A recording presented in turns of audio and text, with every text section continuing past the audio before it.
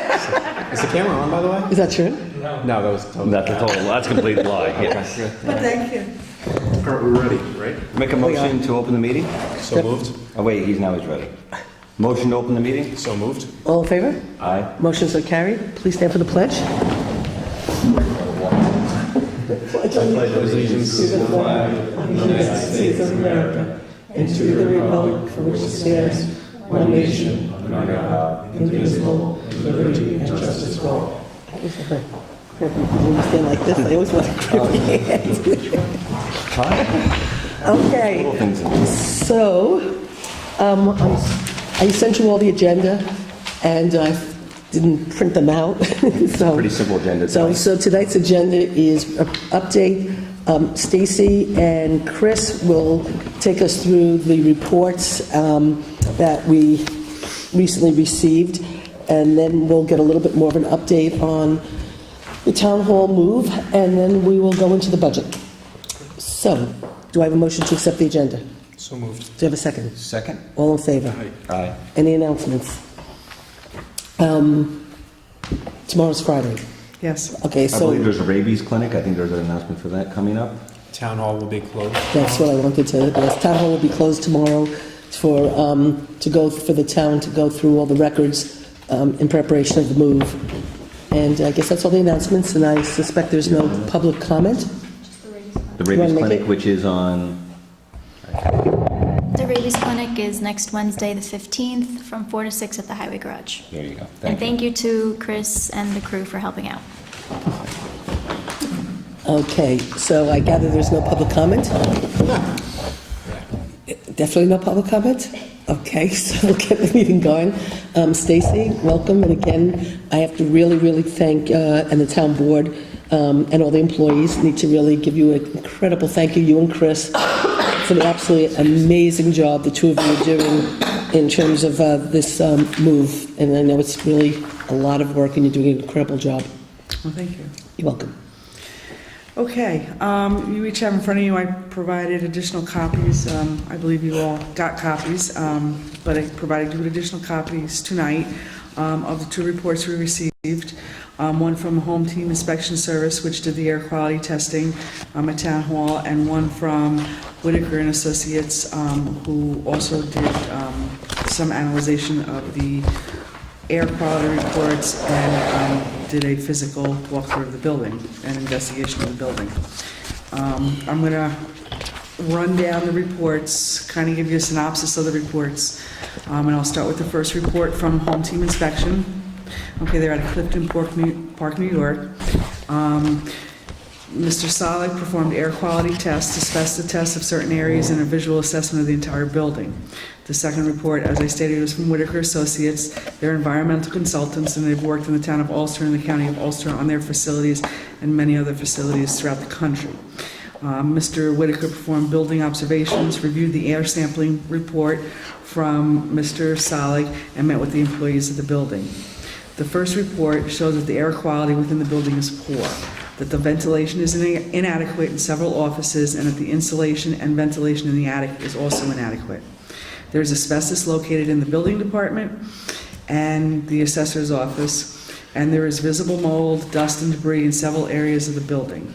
Mr. Solig also noted that with disturbance to areas with high levels of dirt and debris, that it can significantly have a negative impact on the air quality and an impact on a person's health. It was recommended by Mr. Solig that the building and its contents be cleaned and all visible mold be remediated in accordance with EPA guidelines. That's a brief synopsis of his report. You'll notice that his report is very technical. It's not very easy to read. The second report from Whitaker and Associates is based on a full day of building observations, discussions with staff, a review of the air sampling, and instruments used to gather the air sampling.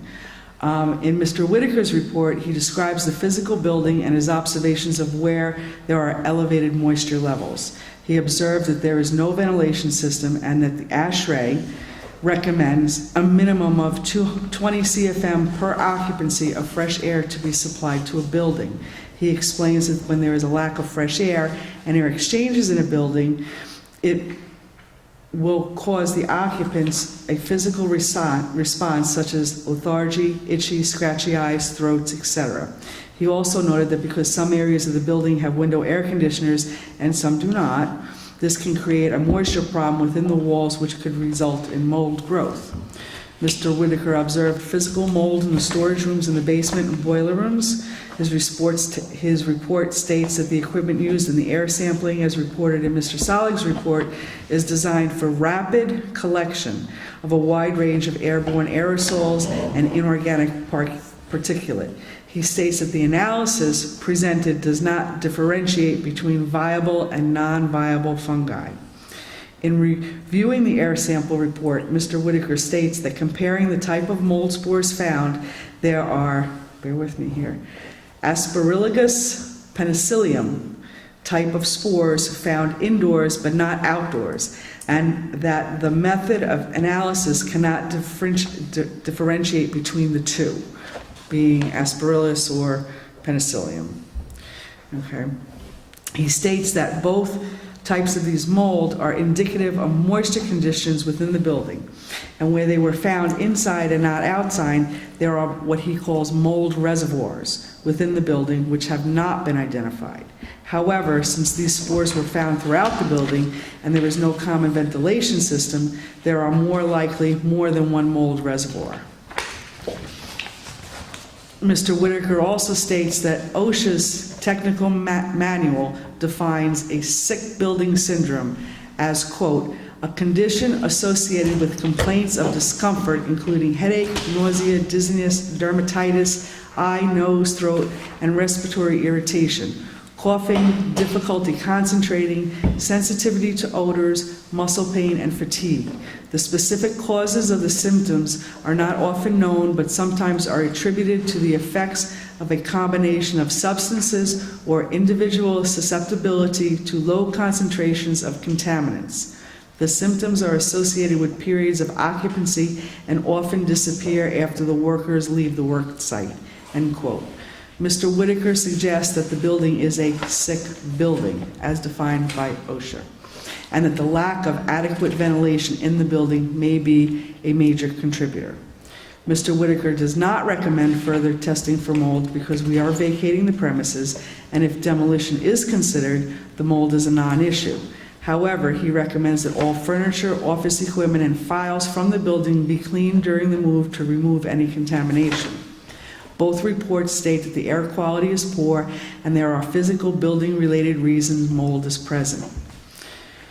So, that's the synopsis of their reports. You cannot remediate mold and improve the air quality without fixing what is contributing to the problem, okay? I've been in construction for 30 years. To remediate the mold, to fix, not patch, okay, the physical building issues, and install an HVAC system will most likely require all of the coverings on the exterior walls of Town Hall, as well as an investigation in the walls between the drill hall and the offices, because you have contingent space and non-conditioned space, okay?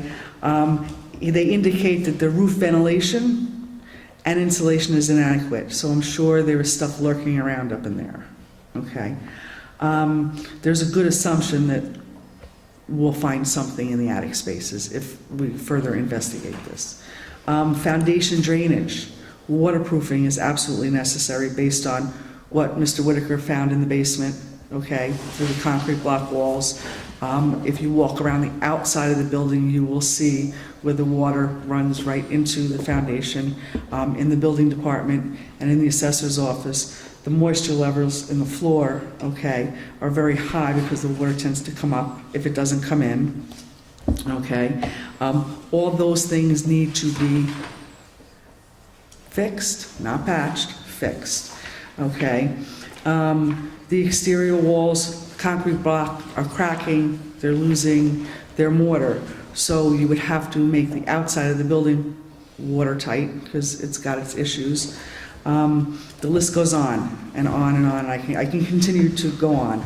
The amount of demolition and reconstruction for the remediation and installation of an HVAC system, okay, at this point for Town Hall, would not only require lead testing, asbestos abatement, but the town would have to become entirely code compliant. That's kind of where we're at with our building. Okay. And I can tell you the asbestos is not just in the building department and the assessor's office, it's throughout the building, okay, because there's that gray tile is throughout the building, the mastic on the gray tile, and based on the age of the building, the mastic that is behind the paneling that's attached to the walls, most likely is asbestos. So, since I So you live won't, in... so you won't be our realtor for the building? Thank you, The Chris. building was, the building was, Mr. Whitaker, his report, when he describes the building, No, he thank you, describes Ann. the building almost to a T. He does a very, very good job describing the building. Does he state when the building was constructed? It was constructed in the 50s. You know, it's come to its useful life's end. Well, we have two reports here. Is We that do. right, Brady? Yes. You know, this reminds me of a home inspector's report and why you go to one home inspector over another, because some are easy to read and some aren't. So what I would like is for a little bit more extensive work to be done. I appreciate what we have here, but I'd like them to look at the attic. I'd like them to look at all the other parts of the building they haven't seen and give us a report on those. And, Yeah, but how, I mean, We'll discuss this, go ahead. and when I say that, I would like a more definitive conclusion in these reports than I see. I mean, I've seen one conclusion, but in the second report, I really don't see a conclusion. Do you? which second report? You're telling that... The thing is, Kevin, Which report are you, One's home team and one's Whitaker. right, which one? Well, the second one talks about sick buildings. WA. The first Right. one doesn't. Whitaker. The first one, or whatever order you have them in, one talks about it, the other doesn't. That's correct. Because you basically have two different types of companies here. So I must say I'm a little disappointed in the report, the one report, because it just gives you data without synthesizing the data to a conclusion. So what did we pay this person who did this report? He has a conclusion, okay, at the end of his report. Was that page 2? he's talking about home team. Home team, yes, actually, in the beginning of his report. Is it page So 2? did I? No, is that 5? Let me see. Because I have a page, Am I missing a page? I have a bunch of page 3s. Recommendations are found at the last page. I think that's page, isn't that page 6. 5 or 6? Page 5 and 6, yes. All right, so let's look at his conclusion. Sampling analysis that the air quality in general is poor. Right. Dust and debris, right? Not clean in centuries. Right? Uh-huh, at least two. Inadequate air circulation. Asbestos sampling was conducted, and there's asbestos-containing material, right? Yep. So his recommendation, I'm not impressed with. Somewhat one of the couple of things, Kevin, that I learned through this, being a novice and stuff, combination of a couple of things. First and foremost, the air quality. So in other words, in order to have good air quality, you have to have ventilation. And the building has no HVAC system from what, and whatever, none. No ductwork. So in order to actually put in an HV system, even if itself, okay? Even if they say you could clean the building and this and that, whatever, and you could get rid of the mold and all that, what to put in the HV system, according to Chris, you have to literally almost rip out the whole entire building in of itself to first put in the system anyway. And so the amount of work that would have to be done to do that is pretty massive. Then in terms of like what these reports found, is they're sort of saying in a way that you really have to do more testing to get to more definitive precise stuff. But the point is, to do the more testing, what you have to do is rip down the walls, go up into the attic, rip up the attic. So first of all, we would have had to move no matter what, because you can't do the more extensive testing with the people in the building, because just the sheer little testing that they did exacerbated everybody's health issues. But the question is, I was told, because I've been talking to Chris and Stacy about these reports, and in order to get to the level of conclusive stuff that we might want to know, it's close to $100,000. Well, I don't want to do that. So to spend $100,000 on a building that we basically have outlived anyway, I understand your point. I understand completely, because there is two components here. One is a useful life component, and the other is what's wrong with the building right now, besides it's just being old. well, it's not old, it's a sick building, Right, and I everything understand. that they describe as a sick building, So- there's not one, I just want to say in terms of this, not one employee in town hall who does not suffer from probably almost all of what's listed as symptoms of a sick building. So, And I don't doubt that in Yeah. the least, and that's why we took the action we took, because our goal is to protect our employees from harm. The only thing I would like to see in this report, the first one, is having him relate his spore count and mold identification to specific physical ailments if he could. And the second report identifies that based upon their evaluation, there may be more than one mold reservoir, and they haven't been able to put their hands on it. And I'd like, again, a relationship between what's there and what the health impact is. And so that's basically what I... Well, I think we would have to do a physical testing of the mold to determine what spore, I guess. I don't know. I'm not an industrial hygienist. I'm not a biochemist. Okay, but we would have to do a physical testing of the mold to determine what spore it is. Okay, to find the additional reservoirs, they will probably need to do some demolition. And I don't know if that's going to make us any smarter. Or I'm trying to see what you're trying to get to. I mean, so believe- I don't know. I mean, how much are you? I guess my I'm gonna get question some, is, that's what I was wondering. how much are we prepared to? How much is the board Yeah. prepared to spend on this?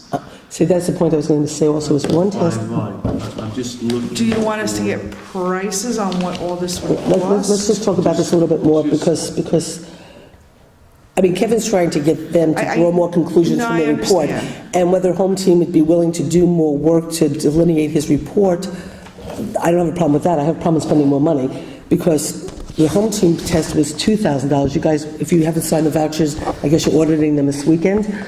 But it's $2,000 for one test. This is $5,000. That's $7,000 right there. It was $4,000 for home team. Oh, 4,000 for Home Team? You know- Well, I had a report that was 2,000 that I thought I saw.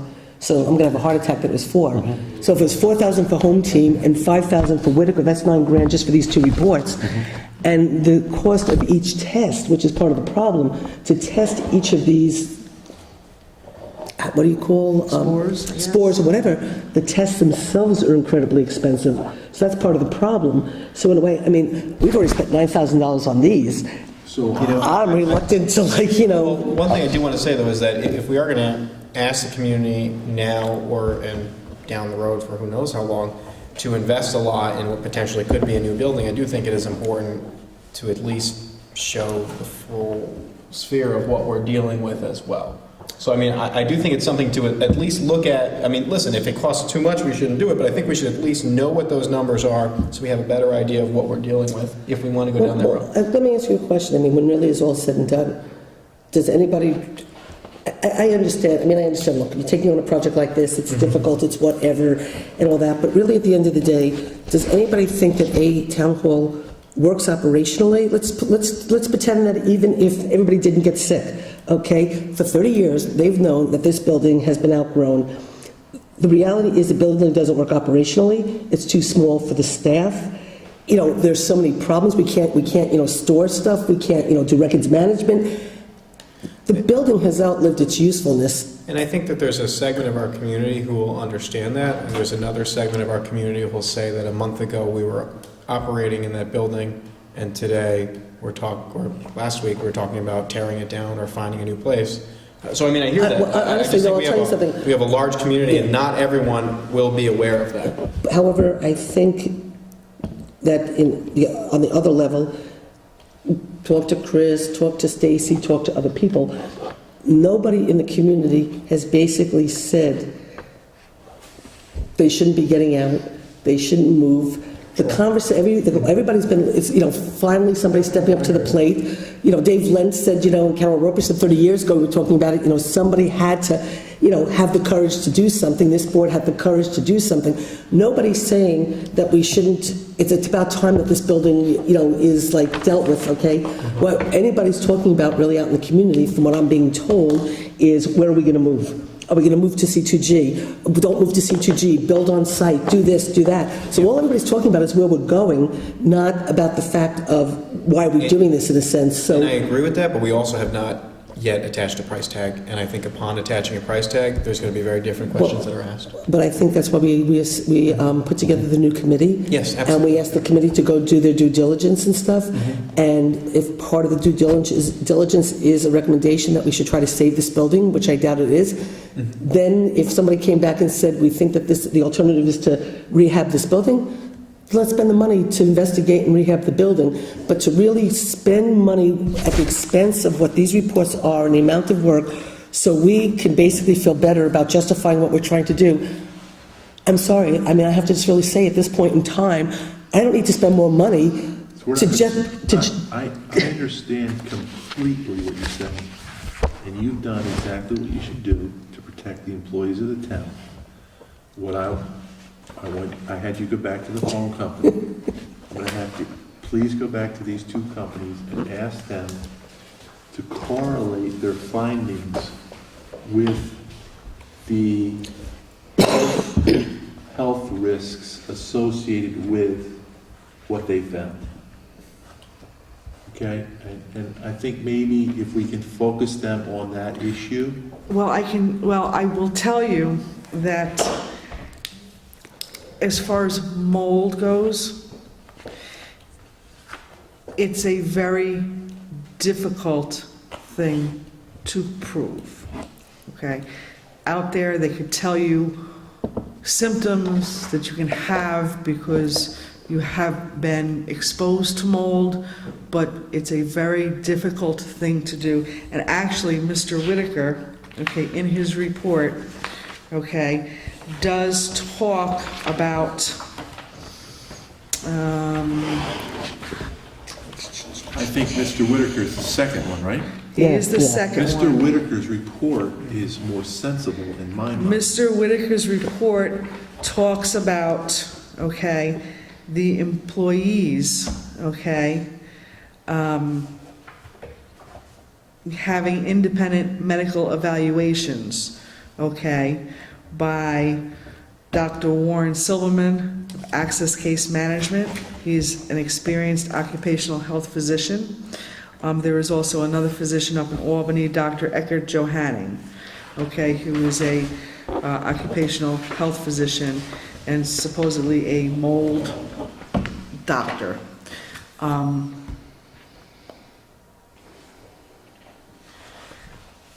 I can ask them to do, I can ask them for what you want, okay?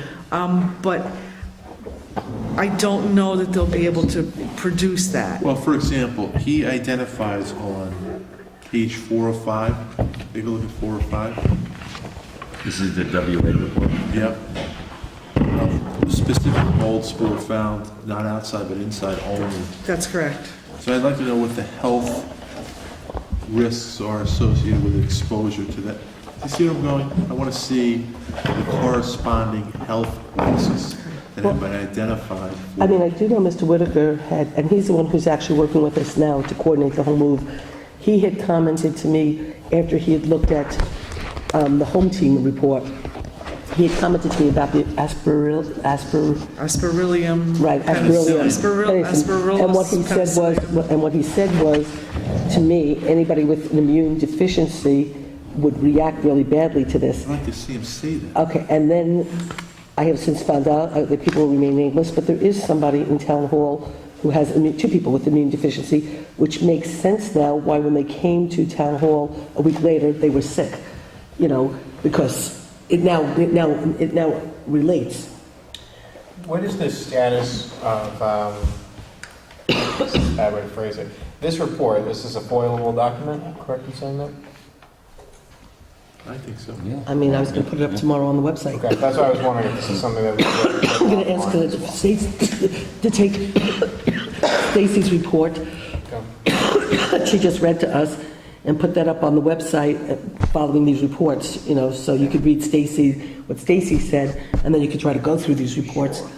I mean, I think in a sense, Stacy, to go back and sort of ask Doug, and maybe even the other person, if you could correlate some of the things to the health issues, which this, like, in other words, this causes somebody with immune deficiency to react, which then I found out, whatever, and if they will do that with charging us, which at $4,000 or $5,000, I think they should be willing to do. I'm just not necessarily willing to spend money to test more stuff at the cost of these kinds of tests, like $1,000 a test, to be told what? I'm not asking that we spend any more money on these people, Okay. but I want the report to tie in a little bit better with what our specific concerns are, and those are the health concerns. That's all I'm asking for. I want a direct causal relationship or connection between what he found and what the health risks are. That's all. Okay. I don't think. And Doug certainly, I we don't. should not be spending any more money because these organizations, these companies should know what they are already. Well, I really don't think we'll have a problem with Doug. I mean, Doug will do this in a heartbeat. Home team, I'm not, you dealt with him, Chris, I didn't really deal with him that much. Well, home team. Home team would have no problem in saying anything about it, because in talks with him, he mentioned many times, whether he stated it in his report, the sick building syndrome. He just doesn't conclude that. I don't see his conclusion. And both will shy away from any kind of medical correlation. Just to give you a story that Doug shared with me, he had a case which he was on. A woman came down with this specific type of cancer in the school district. They identified the cancer-causing agent in the boiler room of the school district. This woman had never been in the boiler room, nor was there a HVAC system in the building. It took them years, but they finally went back to a grandmother and found out that the father used to work at a steam fitting plant, used to bring home a cookie that the plant supplied the employees every day, give it to his daughter. Cookie was laden with asbestos from the steam fitting plant. But it took them years to get back to that point. But they wouldn't correlate that with, how can you say this woman had a pre-existing condition or this caused it? It took many years and many thousands of dollars to get to that point. Specific. Right, and that's the way they describe these tests to me. You have to know what you're testing for. So when one test is inconclusive, you go deeper. That test causes 2 more tests. That test causes 3 more tests. I think It's like not knowing what's in your water. You just can't do a blanket water Right, test. but Chris, when you look at age, let's say 3, 4, and 5, or 3 and 4, and part of 5 on the home team inspection report, 3, 4, and part of 5, he's just giving us data, but he's not telling us. what the data means. Right. I don't see there would be a problem telling him to explain your data and what it could correlate to Yes. in a physical condition. Not that anyone has it, just The second what it could report cause. does that in a better manner. This first report doesn't do that. I just want you to go back to him and ask for that. Sure. Not a problem. Do we need that as a formal motion, or No, you just? no. don't do it? Okay. It's just part of our discussion about relative to, okay, so does anybody have any other questions from Stacy about the Nope. reports? Thank you. Thank you.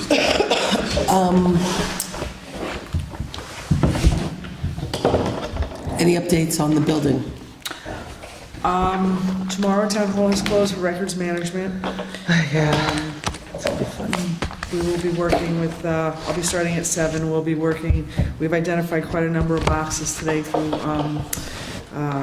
accounting that can get shredded, and I'll be working, I'll get buildings and grounds off and running in the morning before everybody else comes in to move the boxes that we have now, so that they're not in the vicinity. So when the walkthrough is done, those boxes are not counted for cleaning, because we want to eliminate everything that we possibly can from those areas, so that they don't get cleaned. If we don't need them, they're not going to get cleaned. We're going to have a metal truck and a garbage truck, and then we'll be moving the boxes. It's pretty bad in there. I gotta tell you, Arlene did it today because she's not gonna be here tomorrow. When are you And doing watching this? her coming in and out. Tomorrow. What time? Well, I'll be starting at 7. Okay. Watching- So if I got here at 1, would it still be going on? Oh, yeah. Yes. Okay, I want to see it. Good.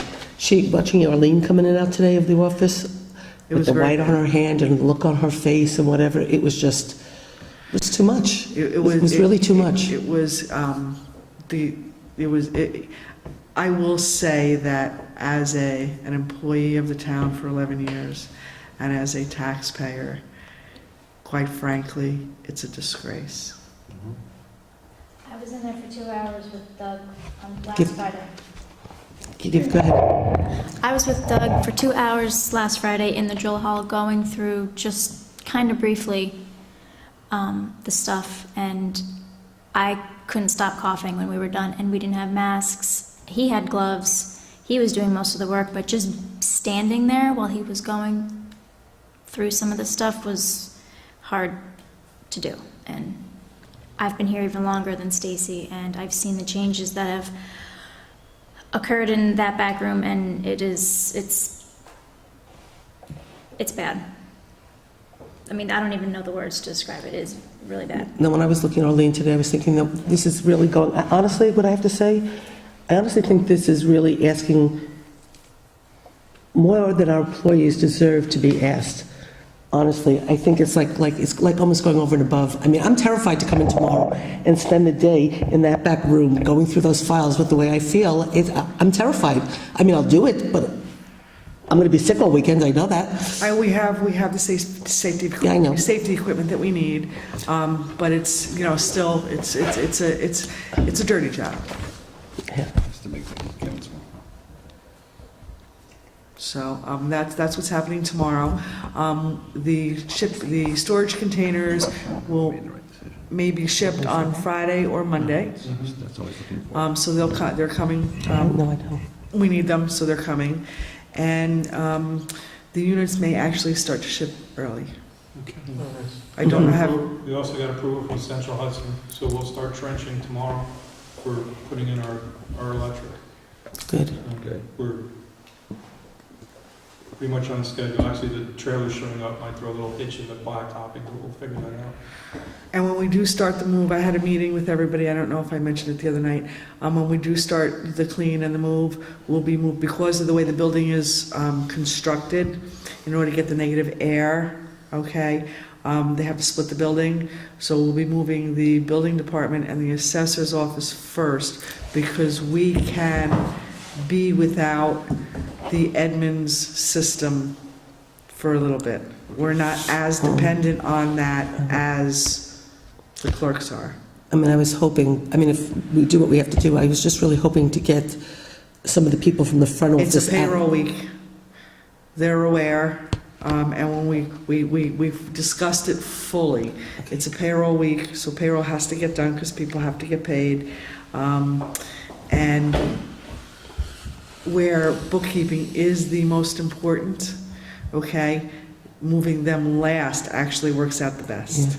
Yeah. It's only just my only concern is from a health perspective, because the toxicity, for lack of a better word, is the worst up at the supervisor's area, and the people who are being exposed the most and having the most problems happen to be up there. So my goal was to get them out as quick as possible. That was our initial plan. Our initial plan was to move bookkeeping in the supervisor's office first, but logistically, it just isn't going to work. Well, it's okay, because, right, I'm not saying it's okay, but I mean, but for the moment, Arlene and Rachel, because we've done so much work to try to get on top of the finances of the town and stuff, the split day for them didn't work because they have to work together. So they were both coming together in the morning, but the getting the work done, it just isn't enough time. So they're now coming back to town. They're coming back here, so they're doing some work for the first 2 hours, but then after a certain point, they have to get out of there. So they've been coming here for the afternoon, and they've been working for the afternoon here. So, I mean, they're getting out of the building, they're working here, they're getting their work done. So, I mean, again, what we've been doing as we've been going through this process is everybody's making adjustments and pitching in and trying to figure out how to make the work get done, and preserve their health. So everybody's trying. So, I mean, as long as they're okay. They're aware of it, and we discussed it, and they're aware of it. I mean, the goal is to minimize our downtime, for town function. I mean, we're going to have to close town hall for a few days, but we're looking to minimize that. We don't want to shut down for a full week or 2 weeks, if we don't have to. If we moved the front offices first, the whole building would end up being shut No, down. that's okay. That's what has to be done. I was just for health reasons wanting to get certain people out of the building sooner. I'm But sorry. it's okay. We're making it work. Anybody have any other questions about the building itself? No. Or the move or anything? Nope. Okey-doke. Thank you. Thank you. You're more than welcome to stay, Stace, or Did you can... want me to stay? No, go home and go to sleep. Well, originally... You're going to be here at 7 tomorrow. Yeah. I am going to. So I'm not going to, what I'm going to do in terms of the budget... We will be having more budget meetings, so we'll grab you. Okay, I just didn't know if she wanted. Well, originally, what my plan was there were two departments I had wanted to do tonight, but Stacy and I talked, because Stacy's department's the one that has the most impact on the budget, and then the finance department. So I was going to talk about those, and I said to Stacy, while you're here, let's do it. But I don't want to spend time going into specifics. We'll do a general conversation about the budget in a whole, and then we'll just start doing, departments. We'll schedule it and set it up. And you're going to be at every meeting for the next couple of weeks, probably updating us anyway. And like we said, you got to get up at 7. You got to be here at 7. Okay. Thank Not you. a problem. Thank you. Thanks, Stace. Oh, I thought I heard somebody say. I said anything. Here we go. Okay, so.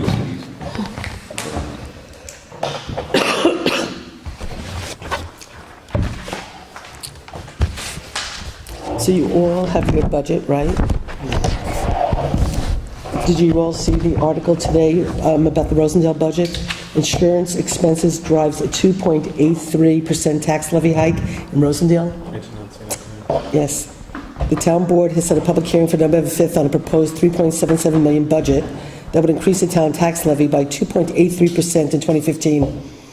Overall spending in the proposal is up $163,695, or 4.5%. Supervisor Jeannie Walsh, who released the proposed spending plan on Wednesday, said insurance expenses are driving the increases. Retirement is going up 16.13%, and medical insurance is going up 18%. And so that drove the Rosendale budget up. 18% for their medical insurance and 16.1% for our retirement. That's Rosendale. Right now, our medical insurance is only going up 10%, and we're probably going to even have some options. So we haven't even discussed it. We're already better off than the other neighboring towns because we got the word today. Well, we charge a difference, though, for most of our employees. So. Well, but we are going to have a presentation for the medical stuff Stacey, next week. thank you again. We'll see you tomorrow. Thank you. Okay, so let's do my favorite thing and give you guys more information than you possibly could ever want. Historical time.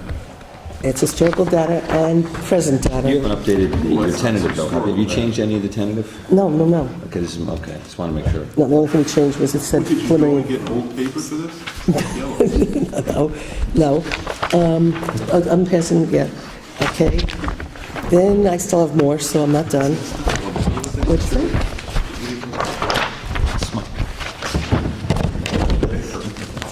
Okay, give me a second. Okay, so I gave you the budget data thing, right? Then I'm going to give you this tax rate worksheet. Okay. Pass this down to, and then I will give you this sheet, which we will talk about after this sheet last.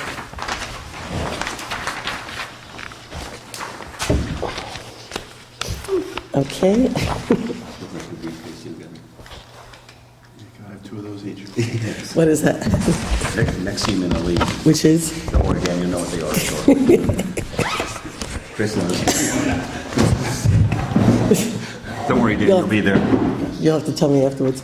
Maxime and Ali, stomach stuff Oh. and headaches.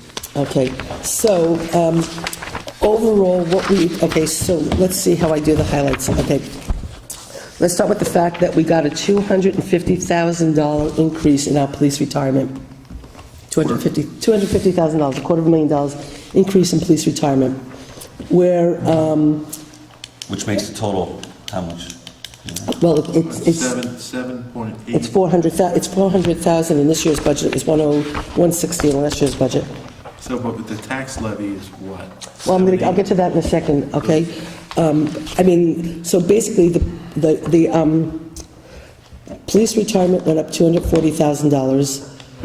Right now, we're estimating an extra $150,000 for our medical insurance, which is 10%.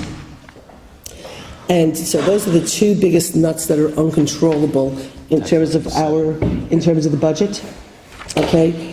The only other impacts in the budget, other than really maintaining services that we provide and not making any cuts to any of the services, basically the only real differences in the budget is the finance department, which we've been talking about for a long time. And so you'll notice it's an increase in the finance department because of the potential hope of putting in a director of finance and administration. We'll talk about that in a second. And then putting another full-time person into the finance department. And then in the building department and planning and zoning, I think we have Kelly, it was part-time planning and zoning, part-time code enforcer. Everybody knows with the amount of work going through planning and zoning right now with Wildberry, with Wilmerite, with all the other projects, it is literally impossible for Kelly to keep up with the work on a part-time basis. And then on top of the fact that, let's remember, prior to Kelly, the escrow for planning and zoning was a monstrosity, and she spent all this time going back and collecting money that hadn't gotten collected, and staying on top of the escrow now to make sure we're getting the money. But the truth is, she shouldn't even be doing the escrow. It should be all in the finance department. And there's a lot of work that the building department, the town clerk are doing that has to do with finances that they should not be doing. So that work needs to be taken from them, put into the finance department, where all the money is controlled through the finance department and checks and balances are in place. So that's what we're looking to do, to beef up the finance department. That also helps with other departments, like alleviating with Rosanna, like she would need extra help, but by taking away this work that they shouldn't be doing anyway, will alleviate her needing extra help because we're putting it into the finance department and hiring the appropriate people there. So in the building and planning and zoning, so Kelly's been doing full-time planning and zoning, so therefore a lot of code enforcement and fire inspections aren't getting done. So we moved Kelly to full-time planning and zoning, and then added an extra person in the building department for code and fire, as a code and fire enforcer. And so it's the first time in a long time we're actually adding people, but, so we're looking to add finance and then look in building and planning and zoning. And so those are the only real changes to the budget. In order to do this all, what we did was I kept the amount to be raised by taxes completely even with last year. So there's no increase in the tax levy.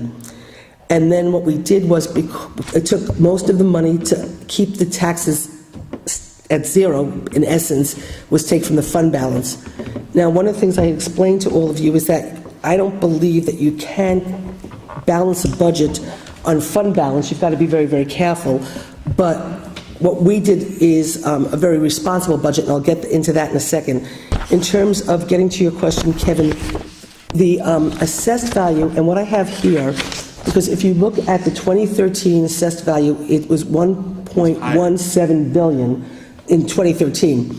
If you remember correctly, Dan, you weren't on the board yet, we had reduced taxes. We reduced spending and we reduced taxes. And if you look at, expenditures, you can see the reduction, in the budget spending from 2012 at 8.6 million down to 7.8 in 2013, and then down to 7.6 in 2014. So we cut $1 million out of the budget, if you see, from 2012 to 2014. So we reduced taxes 4.4%.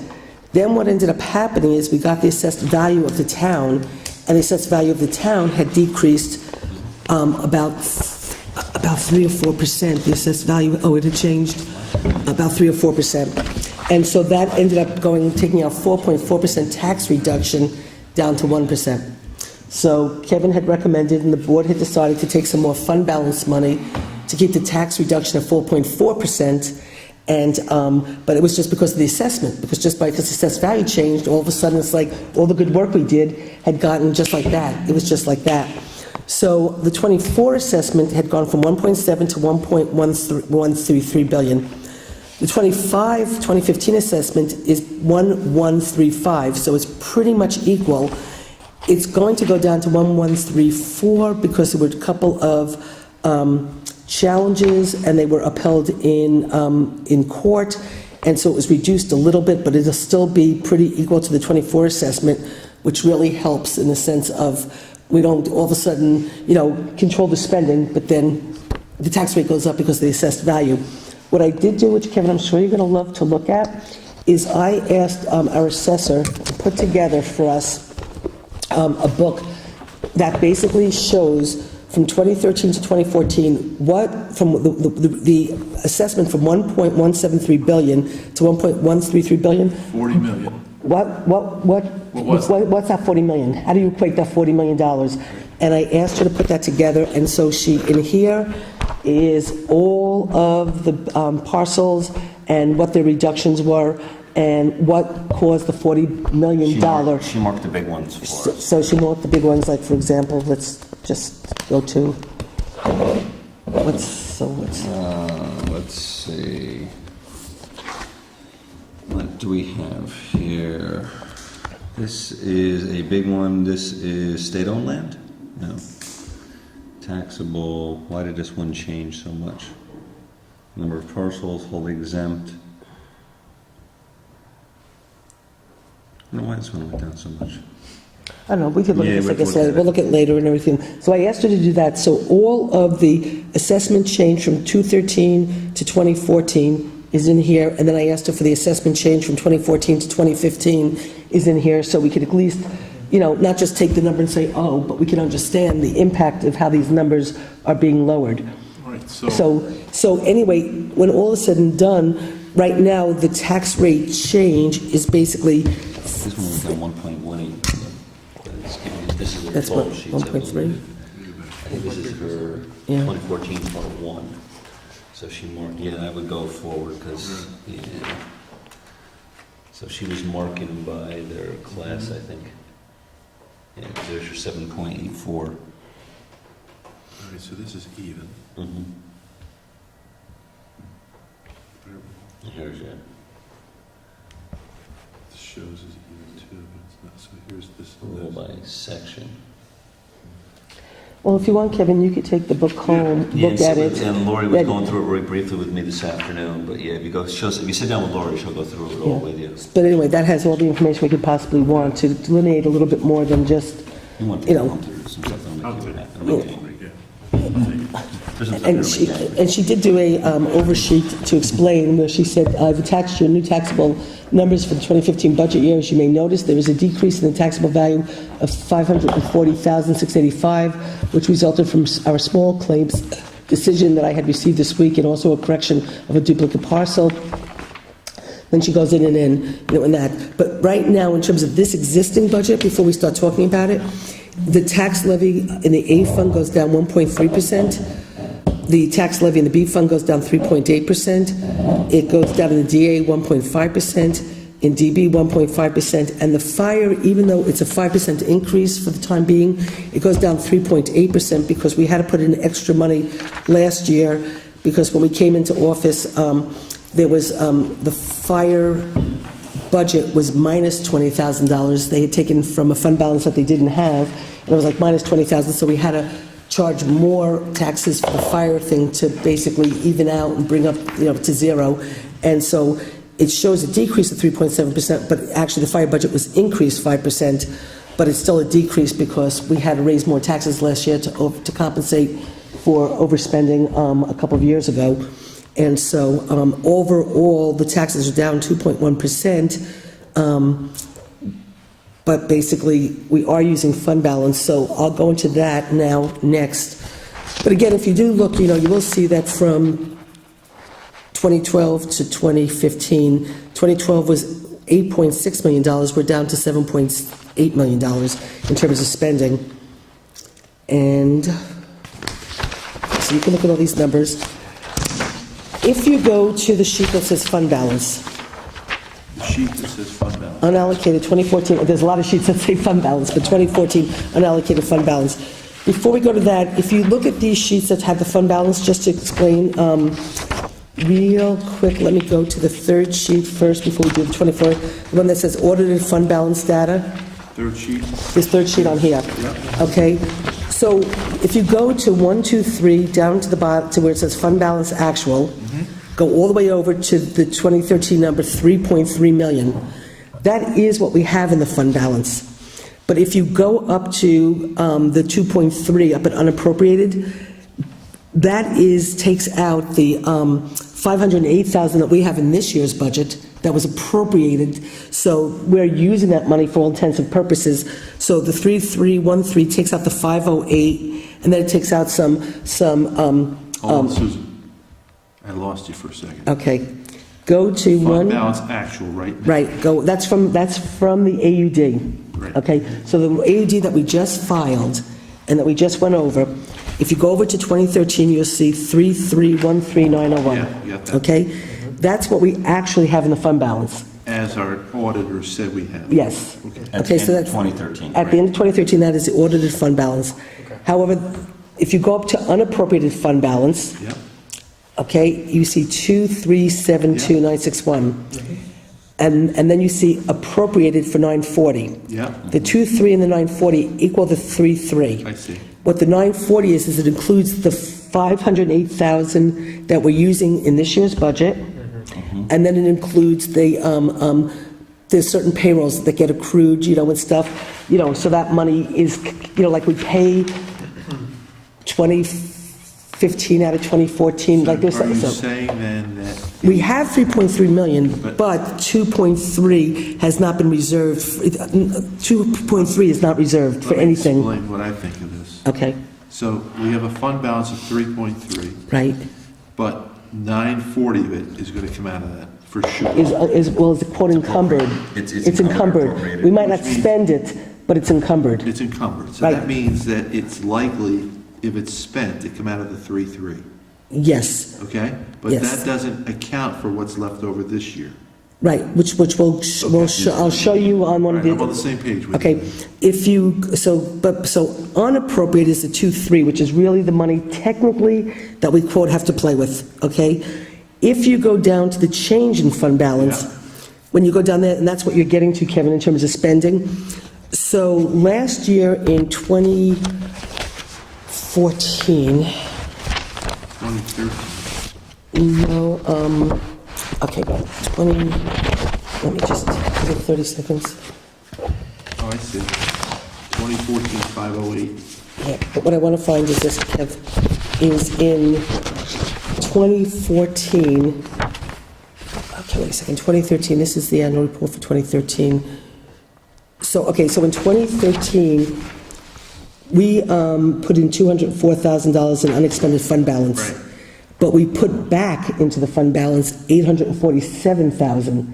So for all intents and purposes, we didn't spend the $200,000 that we allocated, We made and we $600,000. actually put in $600,000 back into the fund balance that we didn't spend. We managed the budget in a way that we saved $600 plus the extra $200. So you're saying just Okay. because it's appropriate doesn't Meaning mean... it gets spent. Right. However, in case you do spend it, because technically you're doing a budget. to account for it. You have to account for it. So that's why you only can use the unappropriated number to be responsible, because you can't touch the appropriated in case you actually do spend it.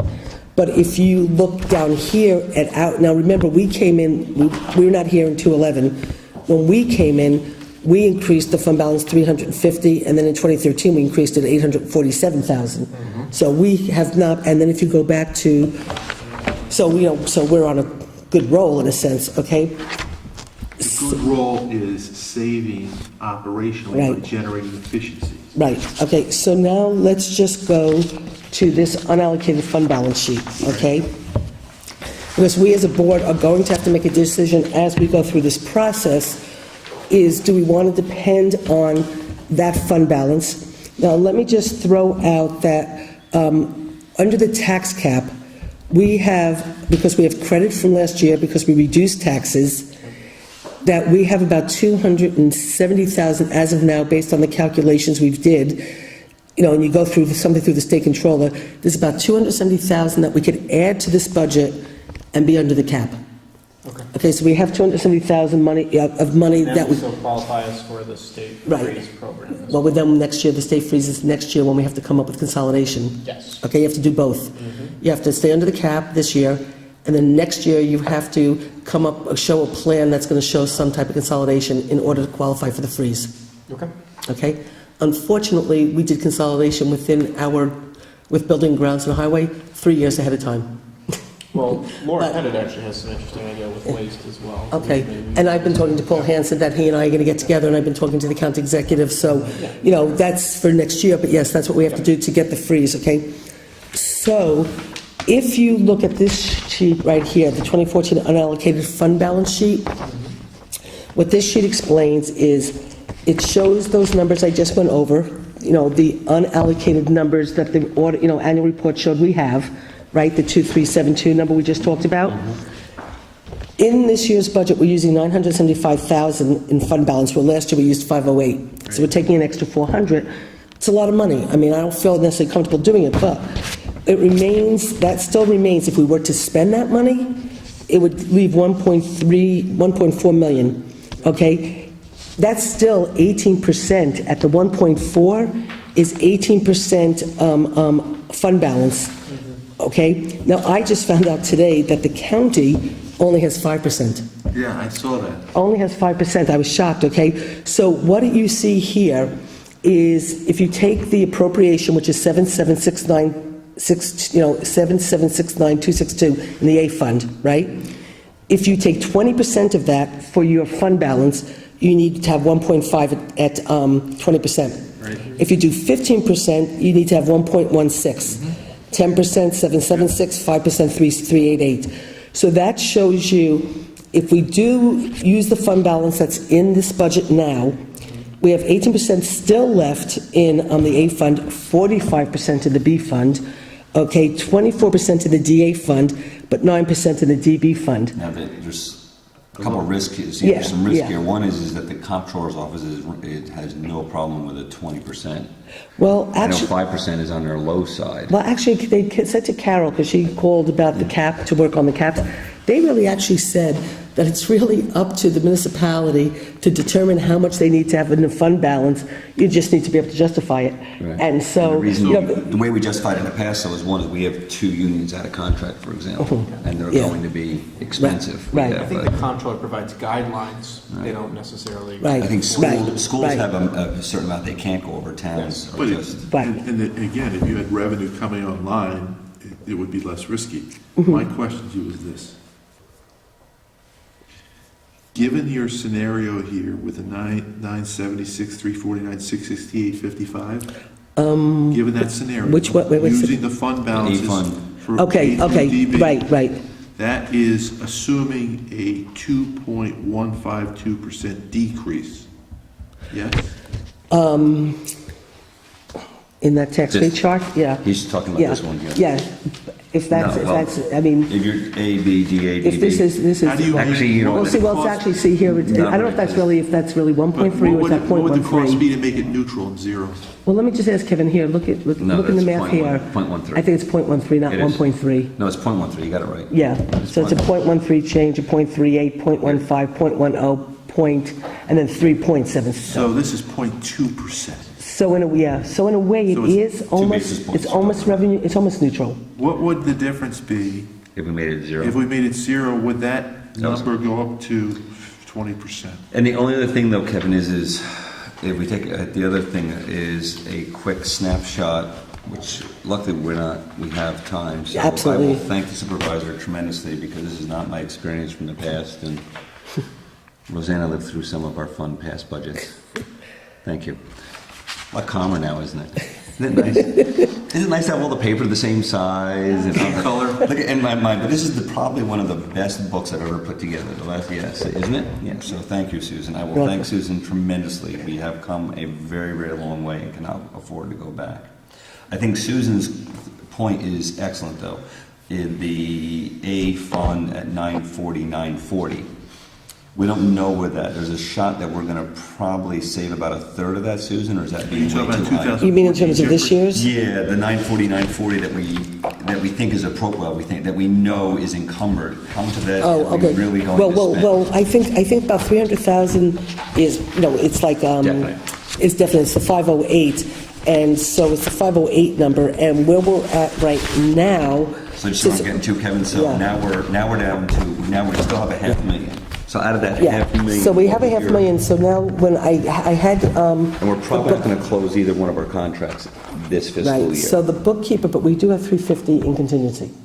So, there is money in contingency for a lot of different things, not just for the contracts, but there's money in contingency. There is not money, though, in the Highway. highway, because for some reason, there's never been contingency that's been put in the highway, and That needs to be in DA. it would be DB, because that's where the guys basically are. Oh, they're all basically mostly in Yeah, DB. it's just the highway guys, the building and grounds are out of the eighth fund, and we have contingency, so we'll have to play with that a little bit, but where we're at right now, if we just look at the eighth fund, this is as of today, okay, and this is October, we're at 76% of our spending, and if you divide 10 by 12 is what? It's like 80-something percent. Sure. It should be even more than that, it should be like 90, right? 83. 83, and we're at 76. So This is we're all still below, in terms of, our spending for the moment, and I think most of our big expenses have been paid. Like this even, we just did a big chunk, $100,000 thing for the fire department. So like most of our big bills are paid, so we're still on track to be not spending that 508. Have we paid over our last safety net out of that, Ian? We'll still have about another we're over encumbered in safety net now, but it's about averaging about 2,000 a month, so between November and December, it'll be about another $4,000. So let me ask you a question. Between now and the time you finally make a decision, we'll have a better picture. Absolutely, because we still have, we don't have to, we have It's due to the county at the end of the month, It's right? due, I actually, I think it's October. we're at the, First month, it's the I have last it right month here, of October. I have it right here, Jeff. It is due to the county, 10/28, preliminary is to the county. Okay. It's preliminary to the county.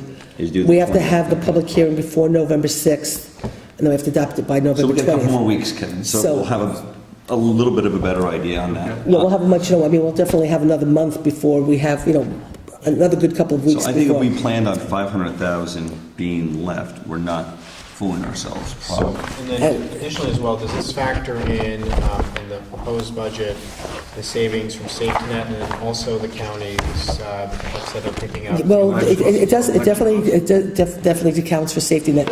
The election cost I was told about after the fact, but to be honest with you, we only have, it's a third, a third, a third.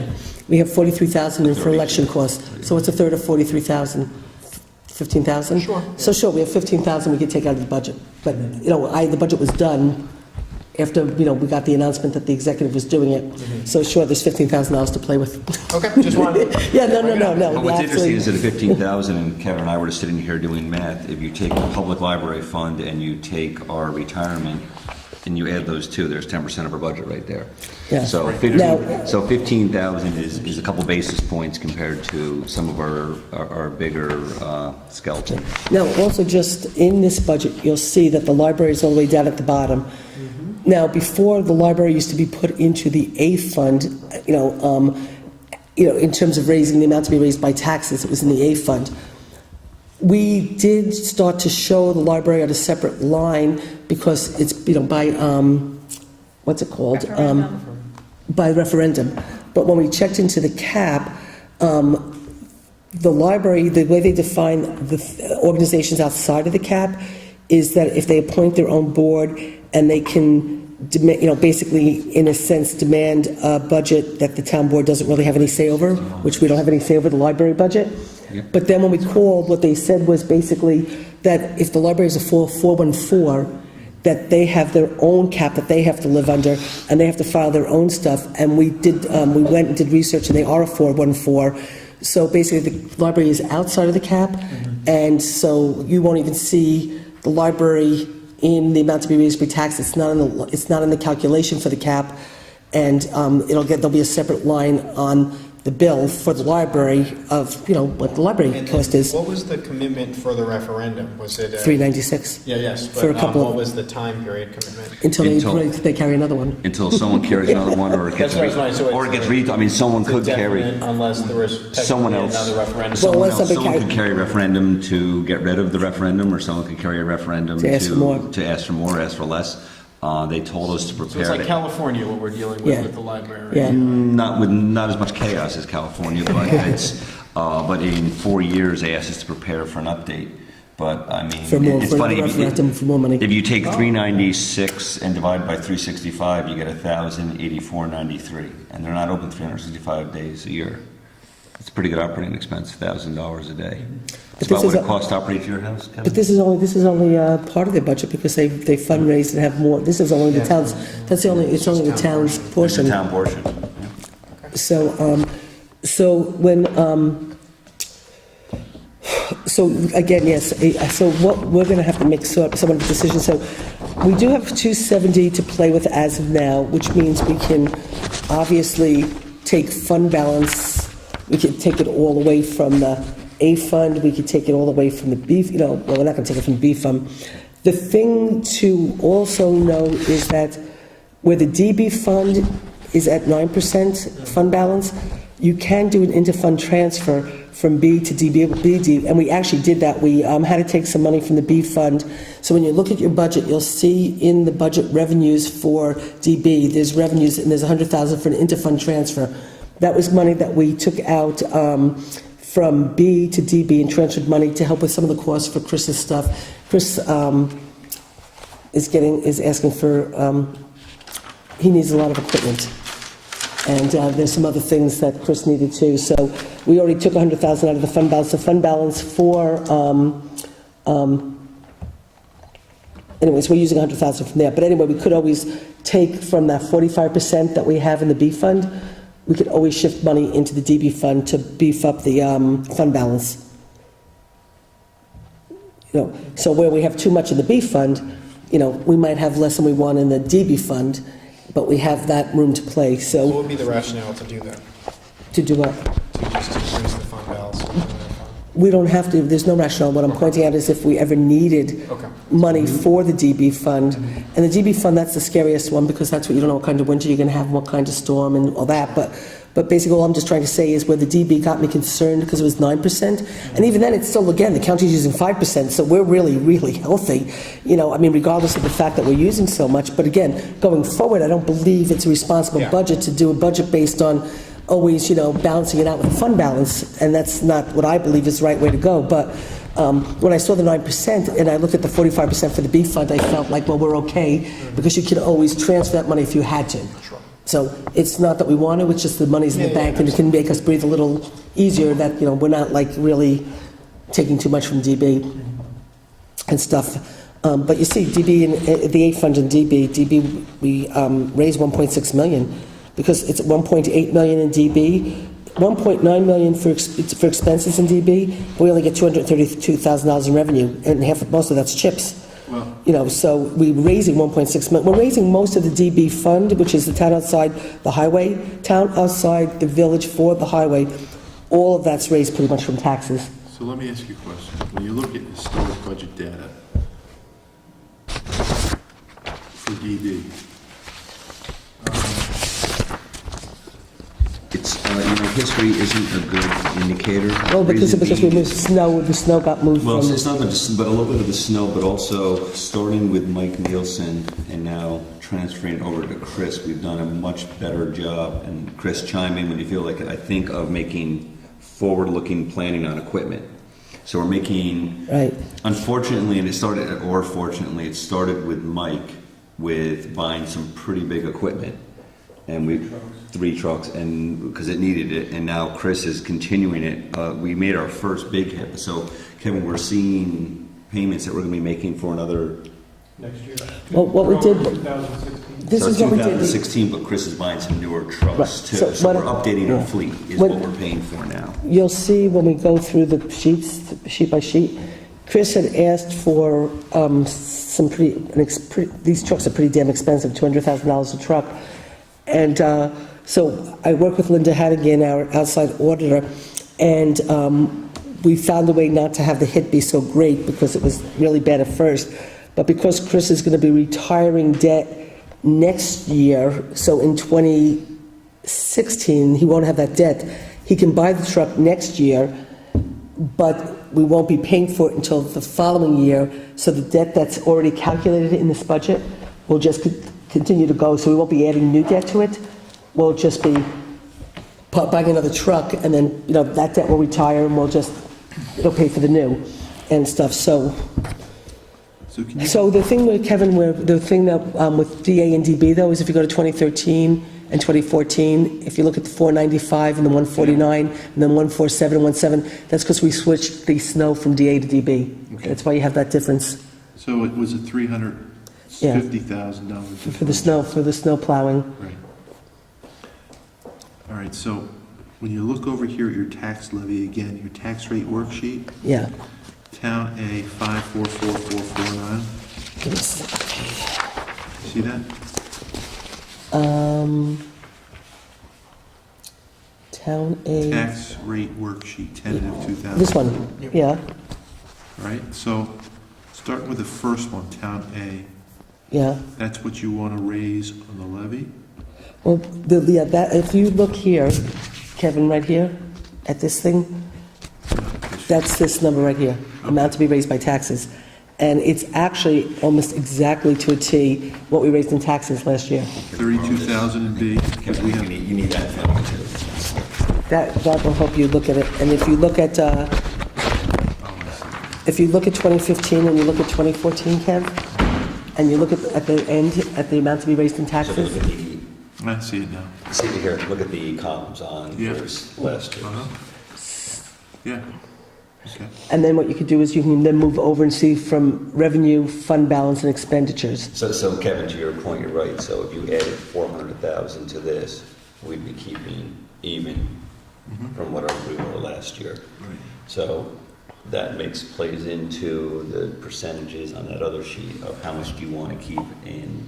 As long as the assessment remains the same. Well, Now, remember, assessment. when I say, Right. yeah, now when I If say, you look at assessment, it did drop down a touch. well, but actually, this is the- off by a couple. This is off It's by a right couple here. million. It's It's one, It's has- 1.3. It's actually off by. a it's little bit. 1,134,904. Yeah. But it's still, luckily, again, it's equal to last year. It's not what happened when we did the budget last year. Kevin, if you remember, we did the budget, we saved 4.4% in taxes, and then we all of a sudden got told that the assessment went from 117 to 113, and then all of a sudden we decreased taxes 1%, when we decreased taxes 4.4%. It's just like this. All of a sudden, whammy, 3.5% taxes just taken out from you because your assessor gives you a different number. It was very upsetting. I think I remember coming out in the car at 12 o'clock at night and calling Kevin and saying, "You won't believe what just happened." Yeah. Okay. So basically, expenditures went up from 7.3 to 7.7, but again, that's 240,000 of retirement, Yeah, but- 140,000 in whatever, and then about another 100 between, the bookkeeping department. And what was the revenue last year? Revenue last year was All 1,337. right, so consistent. Consistent, okay? So basically, I kept taxes consistent, revenues are pretty consistent, not by any choice of mine, but thank goodness they didn't go down. And so the difference is the fund balance and the expenditure, Right. and the expenditure is at $400,000 of, add 250,000 to 7,289, Right. add 250 to that, that's police retirement, add another 150 for medical insurance, Right. add that, and then add about another $100,000 to beef up the finance department, there's your number. Yep. Okay, so a good part of our discussions going forward is how we raise the revenue line in a lot of categories. And we're gonna be Or, asking- if you we're want gonna to cut programs. No, I think what we're gonna do is collectively agree that we're gonna have to reach out into the community and get contributions from people that use services, that can afford to make some voluntary contributions. And we're gonna have some very interesting conversations, like when it comes to services for the ambulance service. Going out to Woodland Ponds. Going to Woodland Ponds and going to the college. I think we, as a board, have to decide to come up with a calculation representing the college's share of that expense in Woodland Ponds and send them a bill. I'm sorry. Well, I can tell you that yesterday, we had the town gal meeting, and I was probably a little harsh with the college, but I'm sorry, the college that just cost us out of 99 arrests done in a 6-hour period, of which over 75 of them were college students, of which just that night alone cost almost $300 a week later because they decided to flip a car.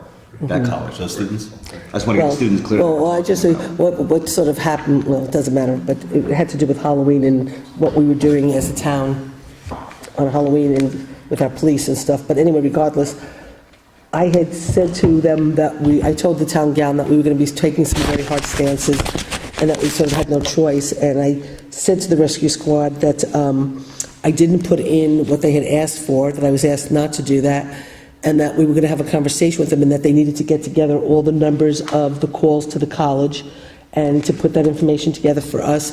I also asked the police to put together all of the calls that to Woodland Pond that they go to. So when we're going to be getting a car from the pilot for Woodland Pond for the police. So I went back to find the pilot information. So when I looked at the pilot information for the ambulance, the fire, and the police, what you see is the police are the ones that, for the pilot for Woodland Pond. You're talking about the assumptions made. When I looked to see what was delivered, the actual pilot schedule, Right. what was very clear to me was that the assumptions that were made were very, very erroneous in terms of the impact to the police and the impact to the ambulance squad in of itself, too. Yeah, because the original impact statement stated they would be there no more, I think it was 4 or 6 times a month. Right. And they're doing that. All the time, so- all this, they're doing 30 calls. So they didn't really account in any way for the fact that every time an ambulance gets called to Woodland Pond, the police show up because the police are first responders. So they never calculated the cost to the police in the pilot for Woodland Pond. They go a lot more, the rescue squad goes a lot more to Woodland Pond than they expected. They go to the college and then they don't get paid by the students because they don't want to go to the hospital. But that ends up still being the calls that the ambulance need. They brought on staff, they have more people, it costs more to run the rescue squad, and then the town's picking up the difference. So therefore, the impact of the college and the impact of Woodland Pond on the emergency services is coming back to us and being borne by us. So I asked the police and the rescue squad to start putting together their numbers and said that, we might have to go back to Woodland Pond and have a reopen conversations, or go up to the Ulster County IDA, actually really is where the conversation I think needs to be, is to go to the Ulster County IDA and say, you did this pilot, okay, here's 6 years later, here's the impact, we want to renegotiate. I think that's the kind of thing we'd have to do, so they're putting the information together now for us. And we're not looking to hurt or... Nobody. Nobody. And we're not looking to gouge anybody. We don't want anybody to be upset with us. We're just looking for a corresponding relationship between service use and cost. That's all. So, also just understand, so when we talk about the $270,000 that we have to play with for a second, that's under the cap, but that would then basically, what is it, 1.2%? That is the rate that you can be to go up to be under the cap. That would raise taxes 1.2%, something like that, but you're still under the cap. Do we get the And then- bonus then? Well, we get the $273,000 that we can play with, and No, then we but stay then under the the cap, following and the year. next year, we stay under the freeze. Okay. Yeah, That assumes that the other taxing entities also stay under the cap, correct? no, they just, Or is that just for the individual rebate it's checks? the town residents would get a rebate check as town residents, but if the school district would exceed it, the school residents don't get a rebate from the school. So if the village were to Exceed the cap, They then the as village, town residents, those. no, that's village residents would not get a rebate on their village taxes. Okay, but on the top, okay. But the town, if the town stays under, and then the town does some kind of consolidation next year with the village, with the county, with, Paul Hansen or, from Lloyd or something, that's when our residents will get the wonderful rebate check that's not worth, Costs this, more but money it to print. costs more money to print, and yeah, right, Significantly exactly. more money to print, actually. So, that's sort of it in a nutshell to explain the budget. There's raises for the judges, raises for Rosanna, no raises for us. What you will see, though, is there's not a raise for me, but the money from social services, the little bit money that I got and Carol got, just got shifted over into our two lines out of social services, but there's no raise. And then here is something that I put together, and then Jeff helped me a little bit today, in terms of if we're going to really move forward with this director of finance. That what we sort of put together was that the town board of the town of New Paltz, and as those responsible for the fiscal well-being of the community, has determined that it is imperative to have a qualified fiscal agent that will secure the integrity of the town's finances. The town residents should be able to have confidence in the continuity of fiscal well-being of the community's fiscal assets. Therefore, the town board will consider creating the position of a director of finance and administration, where the director of finance and administration will work under the supervision of the governing body. The duties and responsibilities would include overseeing bookkeeping and payroll and personnel, health insurance, retirement system, employee assistance program, contract monitoring, union contract compliance, including benefits, retirement, sick days, years of service, accruals, which in of itself is an incredible amount of work, grant monitoring, which if we take over the subrecipient for the New York Rising, which is what the state wants the town to do, that would be part of, this person's responsibility. Annual reports, audit and certification of payment of all lawful claims or charges, audit the financial records and accounts of all units of government, which is one of the things we're supposed to be doing with the justice courts and we haven't been doing. Multiple year fiscal planning projections, which is something that we have to start to do, that if we're going, especially with the fund balance and whatever, we have to project out where we think we're going to be and then how we're going to manage the budget. Now, like one of the things that I was talking to Ken Cornell, the deputy county executive who does the budget for them, because they used an awful lot of their fund balance, and so they used $19.5 million, leaving 13.5. So I said, how can you balance a budget at 19, so a lot of it's one time, like they're doing a lot of infrastructure improvement, and so they're not going to have that money next year that they're going to spend. They got a bunch of revenue in from the sale of Golden Hill. They looked but- ahead, so they know they. But like he said, he goes, we look ahead 5 years to have a better understanding. So when they talked about the election cost, taking it over, they looked at the impact of the election cost and said, how will that impact us 3 years down the road? And they felt confident doing it. So we need to start doing that kind of work, especially. What's also going to get harder for us is the payment in lieu of taxes has a real negative effect. You have to add the payment in lieu of taxes in, but then you subtract it out. So you can't count it as revenue in your budget, and stuff. So all of a sudden, like all these payment in lieu of taxes for all these projects are coming in, we're going to get, it really screws us under the cap in a sense. So we have to start to really look at all this stuff going forward. Multi-year fiscal planning, ensure the integrity of the financial well-being of the town. Other duties and responsibilities are deemed appropriate in this job title. So this is sort of the beginning.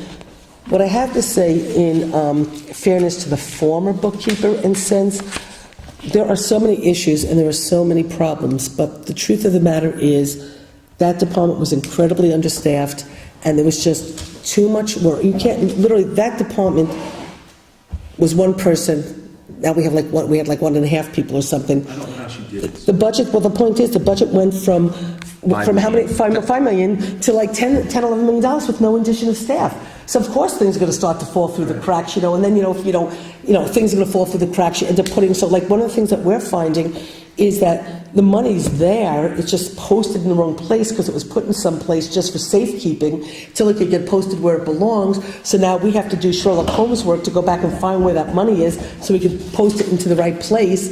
So more time is spent backtracking, than actually doing the job. And so the reality is, there should have been staffing in the finance department a long time ago. We wouldn't be in the kind of shape we're in.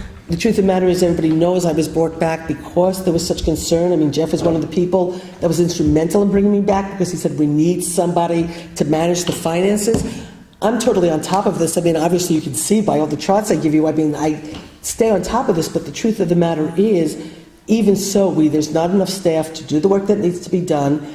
And, you can't put yourself in a position down the road with the next supervisor who might just care about the environment and not know how to add 2 + 2. You can't put a town in this kind of shape that we've been in for the past 3 years. You can't do it. Here's the other piece of this that's really critical going forward.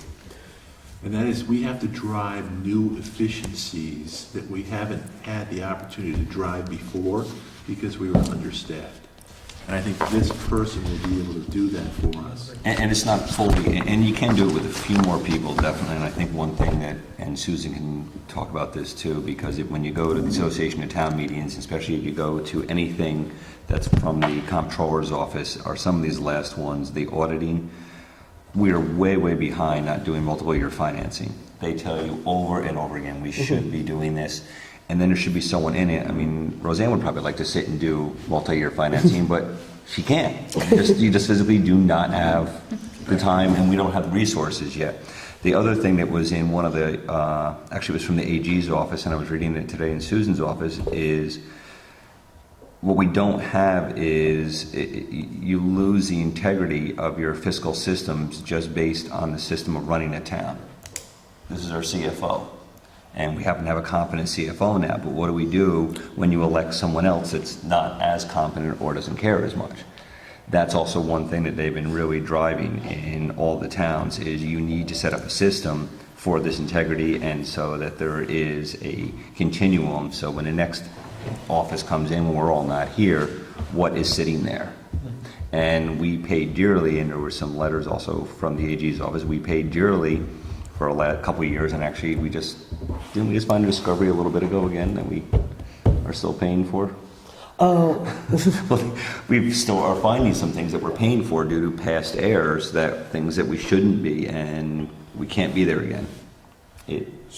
How do we move forward with this position? Well, the title is interesting, and I know, Kevin, you and I looked at this. The title is the interesting part, and I think Susan did a lot of research into getting this into the county. And they did it over in Lloyd, for example. Lloyd calls theirs Budget officer. Budget. My understanding is what we could do is you can't do a controller.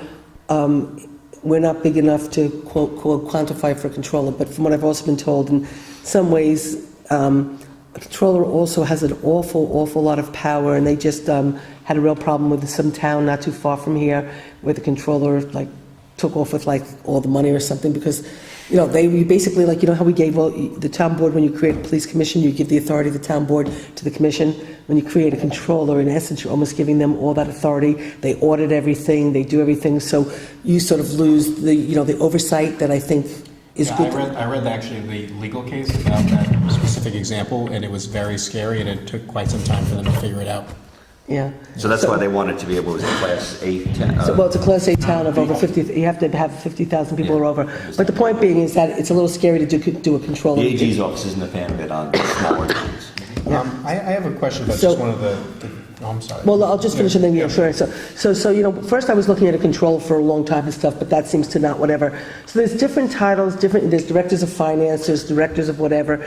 What we can do after exploring this for quite a long time is we can create our own position, which I came up with Director of Finance and Administration, and Jeff sort of somewhat agreed with it when we talked it over today. And just so you know, you create it via home rule. So you create it by a home We rule, would actually home and then we rule send create it up, and then we could advertise, hire somebody, but then we also simultaneously would send this up to civil service and ask them to create the position. So then civil service would create the position, we would hire somebody would be in that position, and then, we don't have to create a civil service. I think you should, because you have to take this person out of politics and stuff, because if you want to have the integrity of the finances be protected, you put somebody in that's not, That was the town of Beacon's problem. that's outside of, that's outside of the political, It's exactly what the town of It was Beacon a party shift in the town of Beekman, and they put a lot of their friends in a lot of places. Yeah. Yes. so you want to avoid that from happening. And if you read the AG, if you read any of the AG stuff that I was reading, it all states that you really want it to be someone that is there throughout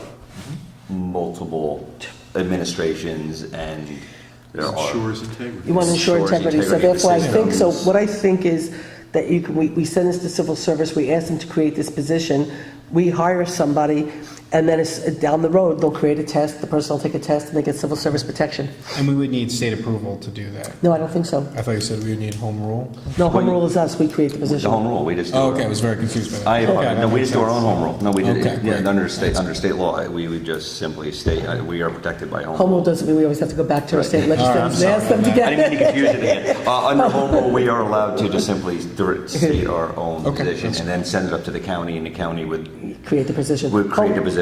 Home rule, sometimes you do if you want to change state law, Then and you gotta- want to do something specific for your community, you Yeah. have to go get your legislators to give you the permission to do something local. But under home rule, we have a lot of authority. That's, I was just Right, confused right. by that terminology. So, do we need Joe Moriello to create a resolution establishing the position? I don't think so. I think we could, by resolution tonight, create the position, and then I can just send it, send it to Bill Wallens, and then call civil service and just double check what we sort of need to do. But I think I think the only thing I'd like everyone to add, and then I do want Bill's, is I think one thing, one we didn't add to this is experience. So we need to define what does everyone want from experience? Do you want accredited schooling? Do you want, minimum of college education? Do you want municipal experience? all of the above. And I apologize, I just listed all the things I want. Within this resolution, do you also need to set the pay rate? Well, I will tell you that in the budget, it's 70,000, which is what, I know That's a the great Bill Wallens question. That's up to? I'm just saying, in the budget, it's 70 grand. Is what I planned for, and the reason I planned the 70 grand is because I know that the treasurer for the village, that's the salary she receives. Really? And, yeah. Okay. And Well, so, I talked to Hyde Park, and they have a part-time comptroller that, I think it's 1,200 hours a year, 60. I believe there are new Paltz And that's- resident too. Welcome to Hyde Park. I think you're right. so it's 60,000 for a part-time Welcome to person. Hyde Park. I should go for that job. Lives in New Paltz. That's nice. Hyde Park's a beautiful town. Yeah, maybe. It is yeah, nice. actually. It is actually. Who is it? Who is it? I'll try They have one of the only colonial McDonald's in all I New York knocked on their State. door once. Yeah, you told me that. Maybe she wants this job, and I'll take that one. Part-time, 60 versus full-time, 50? Radio with Rob yesterday. I have a question about one of the job descriptions things here. And This Yeah. actually came up at the ENCP meeting the other day. So I see this as grant monitoring. What is the status of the grants in the town? I know that we've had contractors do grants, correct? But do we have an official grant writer for the We town? do have an official grant writer that we hired last year, Vic Cornelius. He's come in. Okay. Victor? Victor, he's been. That's not a town grant, he was, But that was a special project, correct? No. He's in the budget. Victor, we hired him as a grants writer. Okay. He wrote a grant for us on Sewer 6 that for all intents and purposes, has been approved, but hasn't been released by the governor. But whether the governor awards it to us or not, we don't know. But Chris Gibson took it through the process because it was a federal grant. We have a grant out for Sewer 6. We have a grant out to loop water on Henry Du Bois. We have the grant out for the bike ped on Henry Du Bois. We have that grant out that Victor did. We have a Oh, the couple, soccer field grant? we have the Yeah. soccer field grant out, right? We have a big grant for the soccer fields. So he's formerly the town grant writer. Yes. But yes. now, so, and one thing is the grant for sewer 6 is 3.2, 3.4? Yeah, I million. don't know why I thought it was a 3.4 million, contract. and so that grant alone, Well, we hired him as a grants writer, so we. But that grant alone But we do a pays. contract with him. Oh, okay. He's not a town employee. That's what I was. Oh, okay. No, No, it's, he's not a town employee. no, He's a, we have a contract with him. Yeah, I believe He's a it's consultant, like, you know. Okay. That's, yeah, no, Susan that's Top had 5,000 a quarter. We pay him, I think it's. And he's getting paid out of the grant, so for example. Well, if we get the sewer 6, grants, if we get the grant, well, we'll sewer just- 6 will we'll pay- almost pay him completely. We'll for pay the him all year. back for everything, but it's That'll pay us. $24,000. I think it was 24 over I 18 thought months. It was, 600 a quarter. it's So in the why B don't we fund. just go ahead and move this then? Well, we can move it, why don't we move it contingent on me talking with civil service and me talking with Bill Wallens and Joe Moriello? So moved. Second. Okay, all in favor? Aye. Great. Aye, motions are carried. Do you want to, Jeff, you guys want to put in some of the qualifications I can right say now? that, Yep. Why don't we just list some of the Do it now. qualifications for the moment? Should we post on Craigslist now? Experience, university degree to, how many years experience? do you 10 want plus? in- 10 plus. 10 plus years? 10 plus years in municipality, or Yep. just 10 plus years? Or 10 years, municipal? I'd say in, 10 plus 10 plus years accounting. in finance and accounting. finance and accounting, Accounting. And I would say at least 5 plus years in municipal. municipal, 5 yeah. plus years municipal, okay. Going towards 70 hours. 40 hours. And obviously, we have our resident, Yes. We had resident law would be covered in there, though, so Yeah. it would not be, duplicated. yeah, 5 plus years municipal, university. Dan, you have anything you want to add? Sorry, what? You have anything you want to add? We have a university degree, 10 plus, I'll get this to you, too. Okay, 10 plus years finance, accounting experience, 5 plus years municipal experience. And I would like to That's not specific. add history, including a significant portion, history, job history, including a significant portion of items mentioned above in their experience. so Dan, when you talked about the grants monitoring, so we have a contract for grants writer, and we pay him like, I don't know, 5,000-6,000 a quarter or something. Okay. But when, like, in other words, but there's an awful lot of paperwork that goes with every grant. So, for example, one of the things when I first came into office, there was all these grants that we had gotten, and the money was, so when I first came in, it was $50,000 that was outstanding for the consolidated funding grant for the consolidation study that was done. And the first meeting I went to, which was a joint town village meeting, Carl Wilbur from the state, I didn't know who he was, he came over afterwards and introduced himself to me and said, do you know that you have $50,000 that you're supposed to get reimbursed, that you outlaid and that you're supposed to get reimbursed, and I haven't gotten the paperwork. So I looked at him and said, huh, what are you talking about? So I went over to Peter Fairweather, and Fairweather said, we did all the paperwork, we gave the paperwork in. Kyle Wilbur said, we never received it. We had to go back and recreate all the paperwork, send it in, and then get the In a $50,000. short period of time. Okay, then the next thing I found out was from Seth McKee, there was a grant, the Millbrook Preserve, that they, whatever, Seth McKee said, Susan, whatever, we ended up getting started on that paperwork in of itself. Then there were 4 grants plus FEMA money that had never been followed up on, that sort of fell through the cracks, okay? There was money from Jeff, how long ago did you hire the consultant for the master plan? Oh, goodness. 5, 6, Has to be 6 years ago, 6, because we've been here 3 7. year years already. 7, 6 Okay. or 7. So 6 or 7 years ago, there was a grant for a master, it wasn't a lot of money, but it doesn't matter. There was still like $7,500 for a master planner. They never went and collected and did the paperwork for that.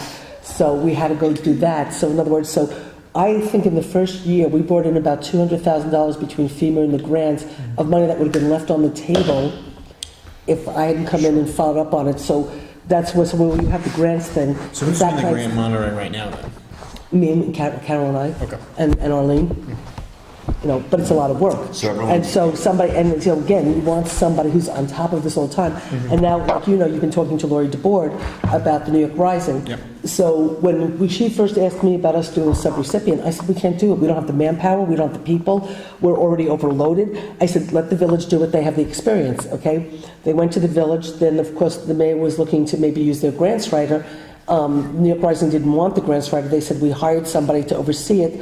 We want to help build capacity in the town to learn how to do these kinds of grants for the future and stuff. And then Nancy Bracco said, well, most of the projects are in the town should really monitor it. And I just recently wrote back to Jason and said, in this budget, I put in for a director of finance and operations, and we're beefing up finance, and so I think we'll have the capacity now to take on the sub-recipient to do all the paperwork. It's a lot of paperwork because it's a federal grant. It's a lot of paperwork, but if we bring somebody in and, we beef up the finance department, they'll have the time to, manage the sub-recipient grant, learn how to manage these grants, so in the future, if we start to get these grants, we'll know what we're doing. Okay. And the only thing I added also is Kevin said, and also 5+ years experience in union healthcare negotiations. Okay, that's really good. Because that's really important. Okay. That's So what's next? driving. Nothing is really next, other than the fact that next Thursday we have a town board meeting. I'm going to try to limit Can we go some of this. through some of the? Well, that's what I'm going to say. Yeah. Can we schedule some? Well, that's what I want to do, but let me just say, so I don't think we have much on the agenda next week that we have to do. I do know that, Joint meeting as well, correct? yeah, on Wednesday, Wednesday. which, again, right now, we do have the $75,000 in for the joint master plan. You've got the budget. How you want to proceed is up to everybody. Plan's a gift that keeps on giving. Yeah. So, That's Susan's. so what was I going to say? That I do know that Paul Strothinky called today that he has all of the health insurance stuff, so he wants to come present it. So I'd like to invite him to come next Thursday. So this way at least we'll get started early. But that's not too bad though, because if you think about it, though, we know that we're going to get what? How much is how much is night shift going to be? I don't know. 4%. I don't know. All I know is that the health But insurance. most of our people though are paying the spread. So the police are one of our biggest units, and they pay the difference. So Stroh's number isn't as critical to us as the night shift number. Right. The night shift number is the bigger percent. That's what we're really concerned about, is night shift. But I mean, I don't mind having Stroh come Yeah. and talk. Well, I to think us. he's going to bring. Look, he's ready early. Yeah. He's got the stuff. No, that's why he's ready, yeah. Basically, he said 10%. He said 10%, which made me feel a lot. I mean, when I saw that it was 18% in it was 18% in 18% in Rosendale. We'll get it 10. I was really scared. So when I was told 10, but he supposedly has other alternatives. Okay? So what I'd like to do is invite him next week. I'd like to invite the rescue squad because they want to come talk to us. Jeff, so you know that the rescue squad wanted 50,000 more. And, I was asked not to put it in, so I'd like to bring the rescue squad in early, in fairness to them, and also we can talk to them. So what I'd like to do next week is have Paul come in. I'd like to have the rescue squad come in, and then we could do a couple of department heads if you want. I mean, we could try to do the beef fund, which isn't that big. So let's do that. So you want to do that? Do That's that, what we'll and, schedule for And the then next. Chris, when wants to go through highway, Yeah. he's good anytime. That'll be 15 minutes. Just Well, say yes. Let me think here, right. So, just so if I could show you. No. I'll just show you one quick thing.